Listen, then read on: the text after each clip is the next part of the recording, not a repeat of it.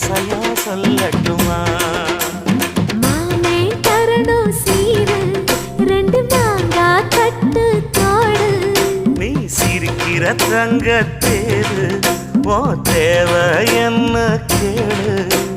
வெடல புள்ள நானும் ஒரு விவரம் கேட்க வேணும். ஏ தன்னானே தாமரப்பூ புள்ள தள்ளாடும் தண்ணி இல்ல. ஏ தாமர பூத்திருச்சே மாமா தாவணி வாங்கி வாங்க.